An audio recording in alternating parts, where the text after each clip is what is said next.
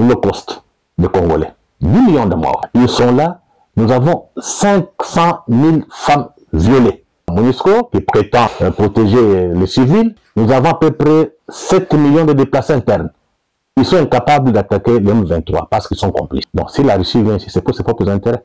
Mais par contre, il faudrait que les Congolais en particulier s'organisent. Je viens de vous dire ici, personne ne viendra mourir pour nous. Ce qui se passe maintenant, ces grandes puissances, Chine, Russie, Amérique, se battent pour l'influence sur le continent africain et sur le Congo. Là où il y a des coups d'État, ce siège, ça c'est bénéfique pour le Congo. Aujourd'hui, Kagame est incapable de payer ses militaires, incapable de payer ses fonctionnaires. Quand il n'y avait pas état de siège, le Rwanda était présent. L'armée rwandaise pillée, volée, à la poubelle, dans les tiroirs, parce que l'Amérique soutenait Kagame. Et c'est l'Amérique de Clinton. Ceux qui étaient à Genève en 2017, c'était le match aller. Maintenant, c'est le match retour. Le problème maintenant, c'est la France. La France qui ne comprend jamais comment le monde tourne. La France voudrait utiliser l'armée de Kagame pour protéger ses intérêts en Afrique. Avec Senko. Vous voyez ici des communiqués de l'ambassade américaine. Vous voyez un peu le communiqué du monde occidental. On veut des élections libres et transparentes. Monter un coup, et Madame Milan, le président, a fui. Il est parti se réfugier en Russie.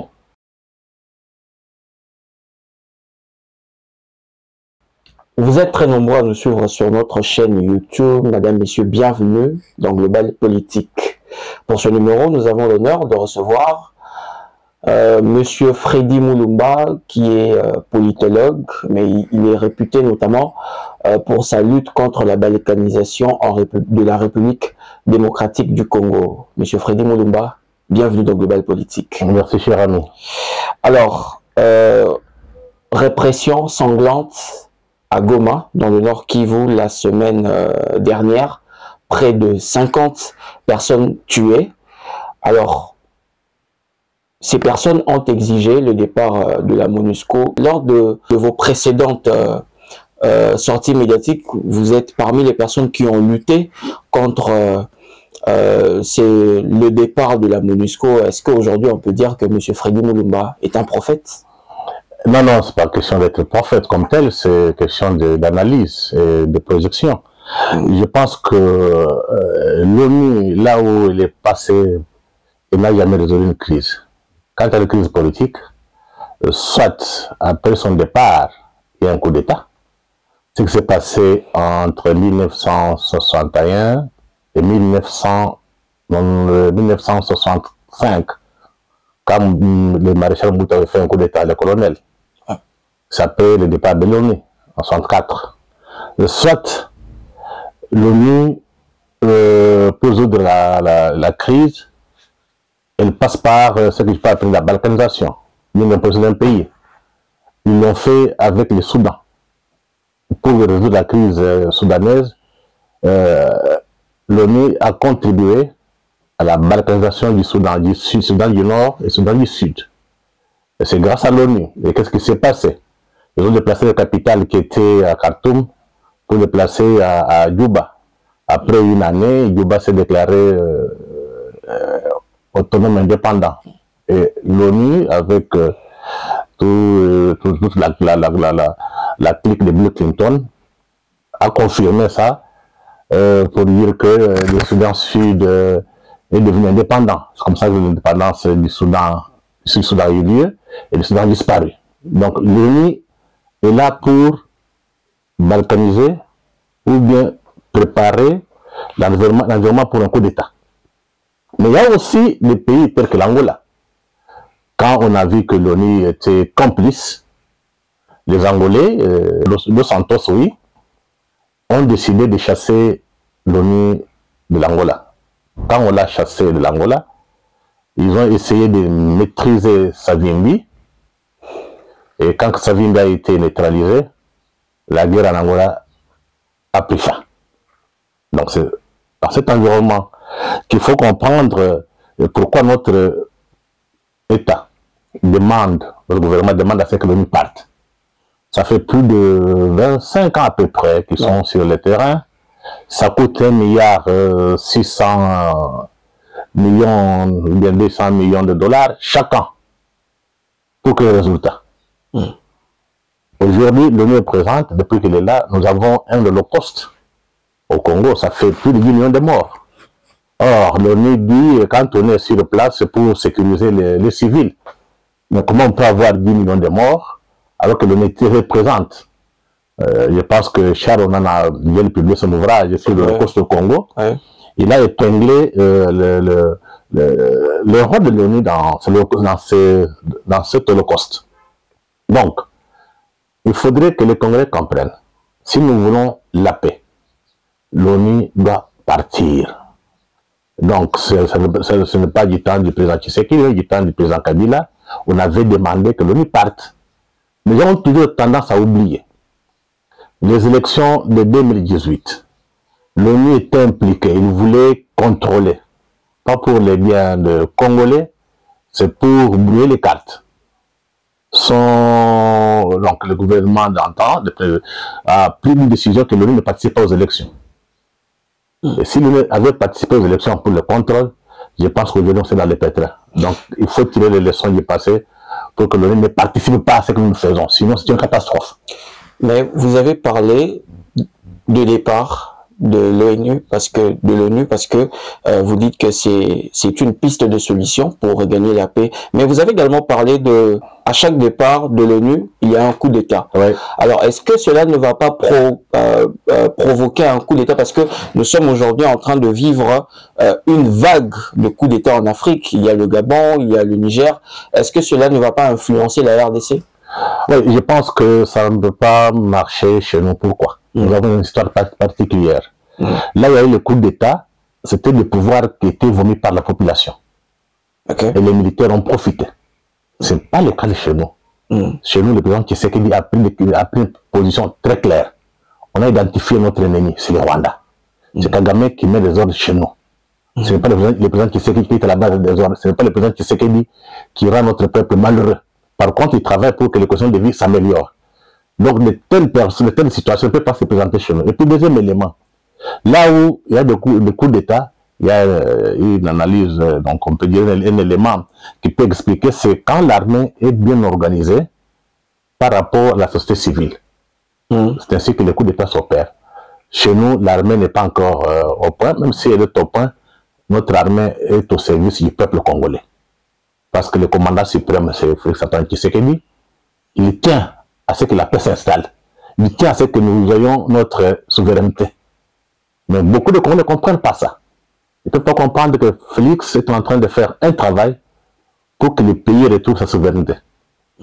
Malheureusement, il y a encore des élites congolaises, des militaires congolais infiltrés qui travaillent avec les intérêts étrangers. Donc, dans l'imaginaire des Congolais, pas de ceux qui font du bruit à la télévision, Félix, c'est une solution au problème de la guerre à l'Est.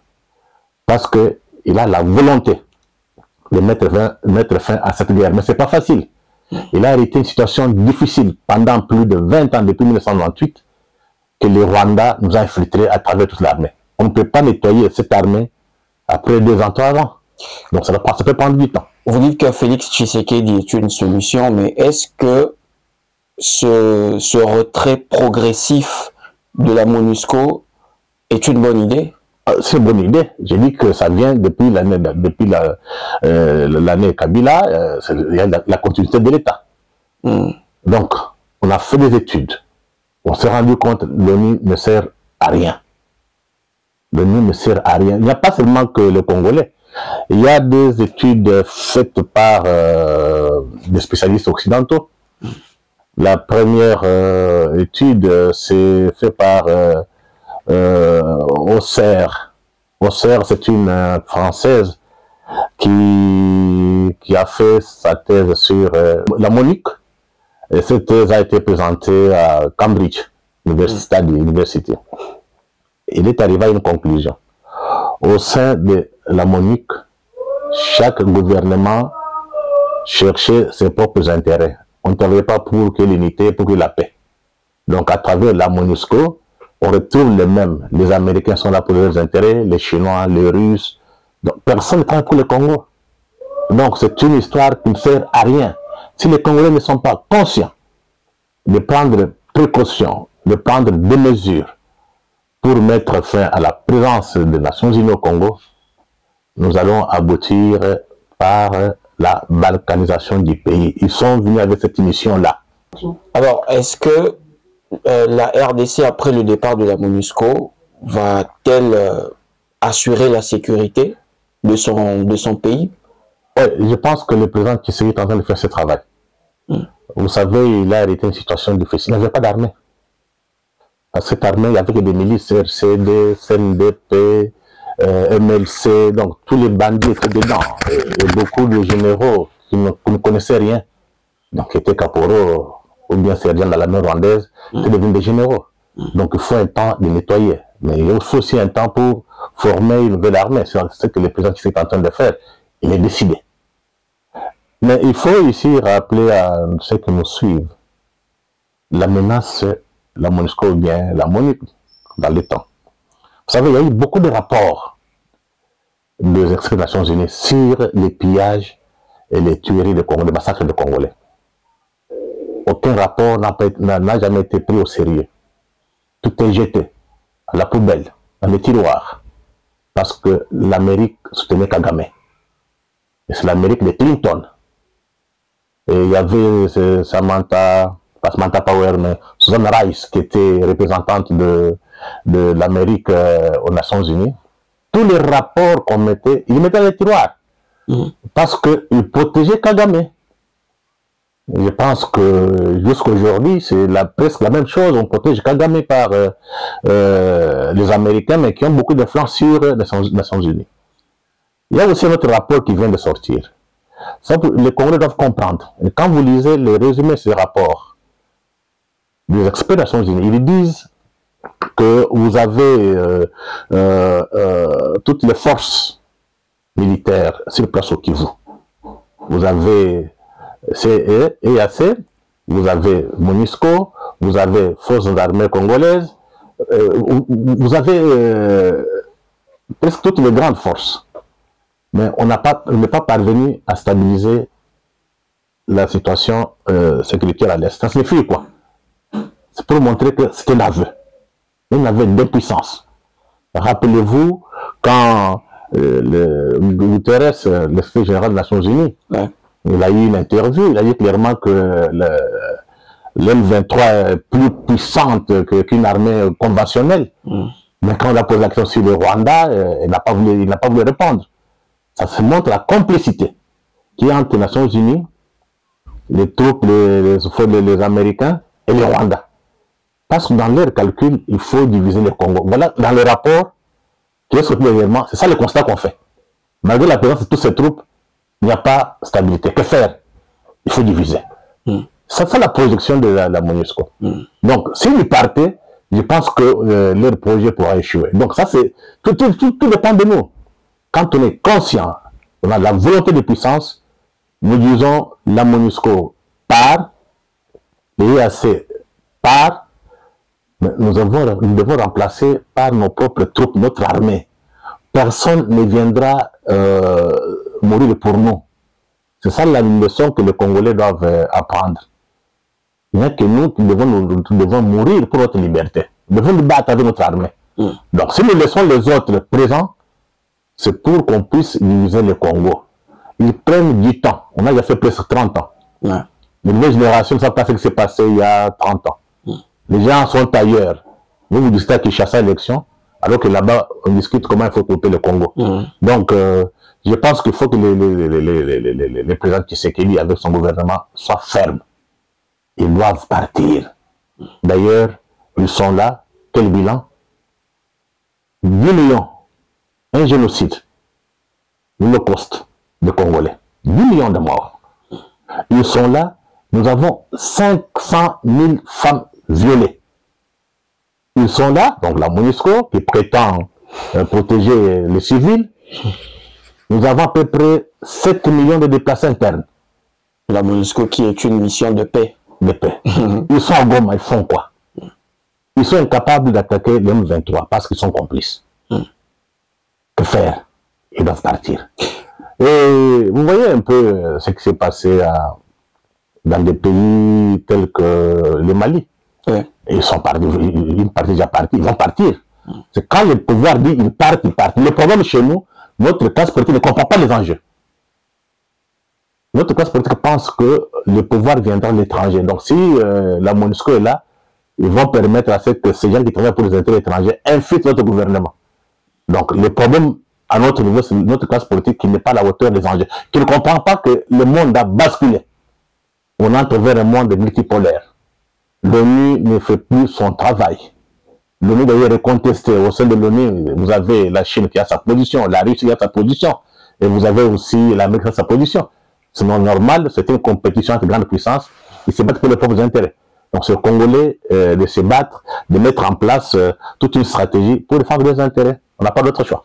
Mais vous avez parlé de la Russie, pourquoi ne pas s'allier militairement avec la Russie par exemple? Parce que l'Occident prouve de plus en plus qu'il n'a pas de, qu'il ne peut pas aider la République démocratique du Congo ou coopérer avec la RDC. Oui, c'est là où il faut faire appel à l'histoire. Oui. Entre 60 et 65, il y a eu une compétition de grandes puissances entre l'Union soviétique, la Chine et l'Amérique et l'Occident. On a adopté, donc on a opté pour le soutien des Américains. L'Occident est venu du côté du Congo. Et quand la guerre froide est terminée, le Congo s'est retrouvé où? Qui est venu? C'est le Rwanda et l'Ouganda armés par l'Occident contre nous. Donc c'est pour qu'on comprenne, c'est d'abord les propres intérêts. Ils s'en foutent de notre stabilité, de notre paix. Maintenant, ça c'est l'histoire. Ce qui s'est passé. Donc il faut tirer une leçon de l'histoire. Maintenant, vous dites que l'Union soviétique, donc la Russie, qu'on adopte, qu'on signe des accords avec la Russie pour nous défendre. Une erreur encore d'analyse. Okay. Là où la Russie et l'Amérique s'est affronté, aucun pays africain ne s'est développé. Donne-moi un pays africain qui s'est développé dans cette compétition entre grandes puissances. Aucun. Donc si la Russie vient ici, c'est pour ses propres intérêts. Mais par contre, il faudrait que les Congolais en particulier s'organisent. Je viens de vous dire ici, personne ne viendra mourir pour nous. Donc nous sommes en train, ce que je n'ai pas appelé la lutte pour la guerre, donc la lutte pour une deuxième indépendance. On a eu la première indépendance en 60, c'était beaucoup plus politique, à peu près. Maintenant, il faut une indépendance économique. Nous devons parvenir à contrôler toutes nos richesses. Donc ce qui se passe maintenant, ces grandes puissances, Chine, Russie, Amérique, se battent pour avoir l'influence sur le continent africain et sur le Congo. Et au fond, c'est pour le contrôle des matières premières. Parce que nous avons beaucoup de richesses au niveau des minéraux stratégiques qui concourent à la révolution numérique, mais aussi à la révolution énergétique, transition énergétique. Donc, ils ont besoin de nos minéraux, ils n'ont pas besoin de nous. Ça nous maintenant de définir qu'est-ce que nous voulons faire. Ça signifie qu'il faut une autre classe politique qui comprend les choses autrement, en tirant les leçons de l'histoire. Au lieu de s'adapter, donc de prendre la Chine comme protectrice, comme la Russie, ou bien l'Amérique, il faudrait qu'on travaille avec tout le monde. On doit travailler avec les Américains, travailler avec les Chinois, travailler avec les Turcs, travailler avec les Russes, mais il faut qu'on définisse d'abord nos propres intérêts. Ouais. C'est ça le problème. Ça demande une classe politique, une élite capable de faire des analyses, capable de comprendre les enjeux. Pour le moment, le Congo n'a pas ces élites qui peuvent concourir à l'émergence d'un Congo puissant et d'une Afrique forte. Donc la balle est dans notre camp. Il faut qu'on prenne conscience. Mais que pensez-vous également des propos qui disent que les BRICS est une piste de solution pour les pays africains? Je ne pense pas que c'est une solution. Les BRICS, bon, ce sont les puissances émergentes. Au sein des BRICS, les intérêts chinois, les intérêts ne sont pas les intérêts indiens. Les intérêts sud-africains, tout comme les intérêts russes, ne sont pas les intérêts africains. Donc chaque puissance se bat pour ses propres intérêts. Je viens de vous dire ici, nous sommes dans ce que j'appelle la deuxième indépendance. Nous devons être capables de contrôler les minéraux, nos richesses, et les mettre au service de notre peuple. C'est la deuxième indépendance. On ne doit pas travailler pour les autres. Si l'Amérique a besoin de nous, c'est parce qu'il y a des minéraux stratégiques. Il en a besoin pour son industrie. La Russie a besoin de quelque chose en Afrique, on parle que c'est une grande puissance. La Chine aussi a besoin de nos marchés. Donc, il y a une compétition de grande puissance. Il faut tirer les leçons du passé. Et il faut se mettre du bon côté de l'histoire. Donc, l'histoire est en marche. Les pistes, la compétition des grandes puissances qui ne vont pas aboutir pour la RDC. Mais il y a le gouverneur militaire qui vient d'être rappelé en urgence. Quel avenir pour Constant Ndima, lui qui a essayé un tout petit peu de minimiser ce drame de la semaine dernière à Goma? Non, je pense qu'il faut laisser la justice militaire faire son travail. Il faut éviter de spéculation. Parce qu'il y a beaucoup de choses qui nous échappent. Hein, vous savez, Goma, c'est super militarisé. Il y a beaucoup de militaires, il y a beaucoup d'armées. Et le Rwanda est aussi présent. Donc, il faut laisser la justice militaire faire son travail. Et quand on aura l'un des rapports, là, on peut discuter. Pour le moment, je pense que il faut attendre que l'État, donc la justice militaire, fasse son travail. Mais est-ce qu'après près de 3 ans, cette partie du pays doit toujours être sous état de siège? Oui, je pense peut-être, vous ne savez pas, on ne veut pas vous dire que cet état de siège, ça est bénéfique pour le Congo. Aujourd'hui, Kagame est incapable de payer ses militaires, incapable de payer ses fonctionnaires. Quand il n'y avait pas état de siège, le Rwanda était présent. L'armée rwandaise pillait, volait. On amenait tous les minéraux donc à Kigali. Et Kagame, donc Kigali, Rwanda était le premier producteur du coltan sans avoir de mines. Le président Tshisekedi a pris une décision qu'on mette l'état de siège. Donc, il est difficile maintenant que les minéraux traversent comme auparavant. Donc, ce côté-là, c'est positif. Du moins, Kagame est affaibli. C'est ça les résultats de l'état de siège. La plupart des gens que vous voyez faire du bruit, c'est parce qu'ils sont dans une mafia. Il y a un réseau mafieux. Donc, du fait que le président a mis l'état de siège, les militaires sont partout. Ça pose un problème. Ça ne veut pas faire leur mafia. Voilà pourquoi beaucoup réclament qu'on mette fin à l'état de siège. Mais ça ne veut pas dire que l'état de siège n'a pas de problème aussi. Il y a quand même des difficultés. Il faudrait corriger cet état de siège, écouter la population et répartir. Mais pour moi, il faut que l'état de siège continue jusqu'à la fin des élections. Parce que si on retire, si on met fin à l'état de siège maintenant, Kagame va revenir avec les complices qui sont au Kivu, dans le Kivu, pour mettre sa place. Et ça met sur le Congo. Parce qu'il faut que vous compreniez, Kagame sans le Congo ne peut pas exister. Donc, le régime, ils doivent payer pour vivre. Donc, pour eux, c'est question de vie ou de mort. Donc, ce qui peut facilement les contraindre à reculer, il faut qu'on se rapporte de forces militaires. On met les non-militaires, on arme, on repousse le M23 jusqu'à Kigali, jusqu'aux frontières. Et je peux vous dire que Kagame n'a pas assez de temps, c'est fini pour lui. Il est sur les traces, comme du temps de Mobutu, on a changé de paradigme. Maintenant, hier, c'était la lutte contre le terrorisme. Maintenant, c'est la compétition entre les grandes puissances. Quand les Américains et les autres font des calculs, je pense qu'ils ont besoin plus du Congo que du Rwanda. Voilà le fond du problème. Les Américains ont récemment sanctionné 6 personnes impliquées sur l'agression rwandaise. Il y a également des Congolais qui sont complices. Mais beaucoup plus de Rwandais. Cette liste est dominée par le Rwandais. Mais est-ce que, avec tout ce qu'on analyse aujourd'hui, avec tout ce que vous venez de dire, est-ce que ceci n'est pas la fin de Paul Kagame? Non, ça fait plus d'une année, je l'avais dit, Kagame est fini. On n'a plus besoin de lui. Le problème maintenant, c'est la France. La France qui ne comprend jamais comment le monde tourne. La France voudrait utiliser l'armée de Kagame pour protéger ses intérêts en Afrique. Et là, il faut rappeler ce que la France a fait du temps de Abiyarimana. Abdurrahmane était à la fin. Au lieu de l'abandonner, on l'a soutenu. Et la France ne soutient que les perdants.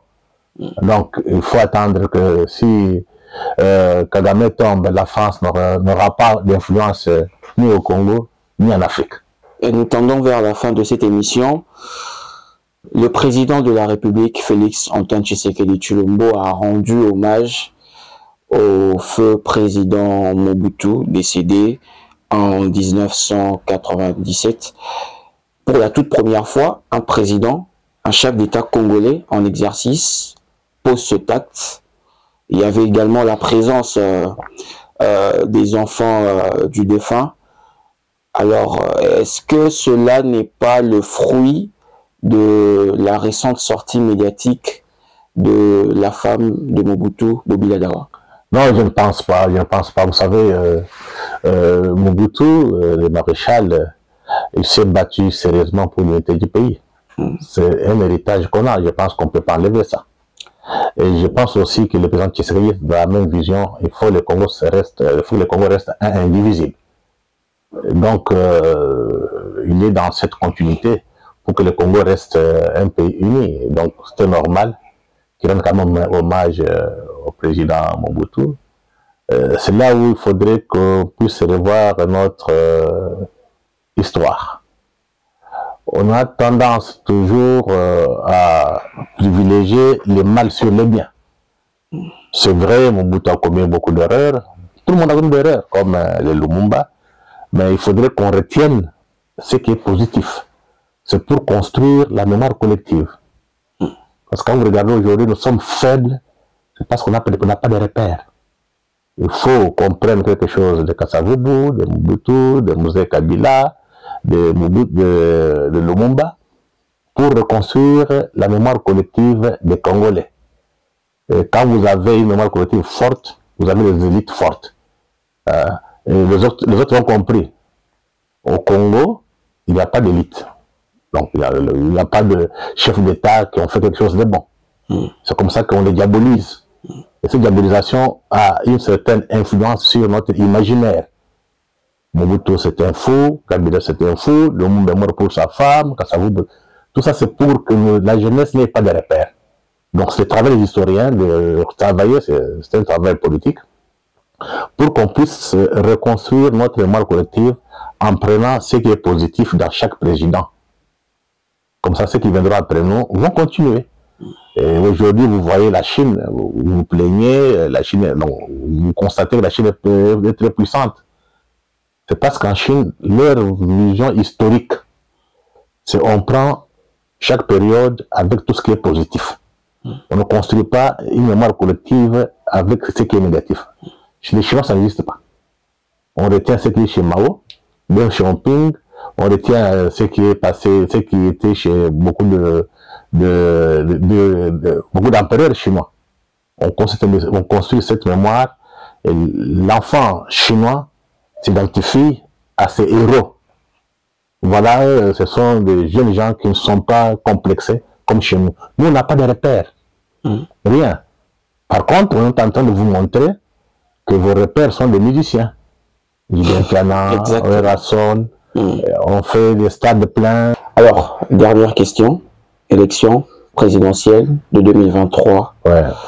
Est-ce que l'opposition actuelle serait capable de renverser la situation? Non, je peux vous rassurer que ces élections, Félix Tshisekedi va les gagner. Ça, c'est très sûr. En face, il n'y a personne. Mais il ne faut pas être naïf. Ceux qui se disent l'opposition, peut-être qu'ils seront en compétition, ne représentent pas les intérêts du peuple. Ils représentent les intérêts étrangers ou bien des globalistes. Donc, c'est après l'élection que les problèmes vont se poser. Et là, il faut que les Congolais se préparent déjà à organiser une résistance. Et je voudrais expliquer à certaines personnes qui ne savent pas lire les signes des temps. Vous voyez ici la sortie de l'abbé Cholet avec Senko. Vous voyez ici des communiqués des ambassades américaines. Vous voyez un peu le communiqué du monde occidental. On veut des élections libres et transparentes. Et dernièrement, il y a Madame Victoria Nuland, qui qui était sous-secrétaire d'État américain. Il est venu ici pour s'entretenir avec les Congolais concernant les élections. Mais ce que les gens ne savent pas, Madame Nuland, Victoria, c'est elle qui était à la base de la révolution de Maïdan en Ukraine en 2013-2014. Elle était sur la place d'indépendance qu'on appelle Maïdan. Il y avait un président élu démocratiquement, gagné les élections proprement. On a monté un coup et Madame Nuland, le président, a fui. Il est parti se réfugier en Russie. Donc, il faut qu'on soit très prudent. Et moi, je demande à notre peuple de s'organiser. Ce qui se joue ici, c'est la lutte pour la deuxième indépendance. Pour qu'on soit capable de contrôler toutes nos richesses, nos minéraux, et que ces richesses soient au profit de notre peuple. Et là, les capitalistes ne veulent pas. Et n'oubliez pas aussi qu'il y a une crise économique dans le monde occidental. Misère, faillite d'entreprise. Quand quelqu'un a faim, il est armé, il va faire quoi? Il va tuer. Il viendra chez vous pour prendre. Donc nous devons protéger nos richesses, organiser notre peuple pour que cette deuxième indépendance devienne une réalité. Ça demande l'essence de sacrifice. Donc il faut qu'on soit très prudent. Après l'élection, rien ne sera facile. Rien ne sera facile. Donc ce qui était à Genève en 2017-2018, c'était le match aller. Maintenant, c'est le match retour. Et ces gens de Genève sont derrière. C'est multinational. Ils ne peuvent pas laisser le Congo libre parce qu'ils estiment que le Congo leur appartient. Voilà le message qu'il faut donner aux Congolais. Nous sommes dans un processus de la deuxième indépendance. Les Kassavubu, Bolikango, Lumumba et les autres l'ont fait pour la première indépendance en 60. Maintenant, dans ce deuxième processus pour la deuxième indépendance, c'est vous, jeunes, qui devrez prendre les choses à main. Au lieu de passer le temps dans des musiques, vous remplissez des stades pour aller danser. Donc, c'est la diversion pour détourner l'attention de notre peuple, de notre jeunesse, à des finalités. Les artistes seraient complices également? Les artistes font l'argent, mais c'est au niveau des hommes politiques. Moi, je vois très mal. Pourquoi nous sommes en pleine guerre? Le président Tshisekedi a parlé de la mobilisation de la population contre la guerre. Rien au stade. Hein? Ouais. Rien. On devrait mobiliser ces jeunes gens-là au stade. Les musiciens chantent. On leur dit porter les uniformes, aller dans l'armée pour combattre, pour se battre pour notre indépendance. Aucun message de sensibilisation? Rien du tout. Mais tout le monde danse. Vous savez, si vous voulez dominer un peuple, il faut casser un peu les ambitions. On a cassé les ambitions de la jeunesse congolaise. Chacun rêve aujourd'hui, la plupart des musiciens ont réussi, ils ont de belles voitures, de belles maisons. Est-ce que vous avez vu des savants congolais? On fait la campagne pour eux? Non. L'exemple est là, quand les savants meurent, vous ne trouverez aucun homme politique. Mais quand ce sont des musiciens, tout le monde parle. Donc il y a un problème, je pense, c'est le travail de l'élite congolaise, aussi de les mériter. Hein, parce qu'on est savant, on est intellectuel, il faut les mériter. Mais on est intellectuel, les pays par terre, tout le monde est complice. Donc la population s'identifie à ces élites. Voilà pourquoi ils trouvent que les musiciens font du bon travail que les intellectuels. Merci chers internautes, les amoureux du Grand Congo et du Global Politique. Continuez à vous abonner sur notre chaîne YouTube, mais également, si vous avez aimé cette émission, likez et partagez, mais surtout vos commentaires également seront les bienvenus. On se retrouve la prochaine fois. Au revoir.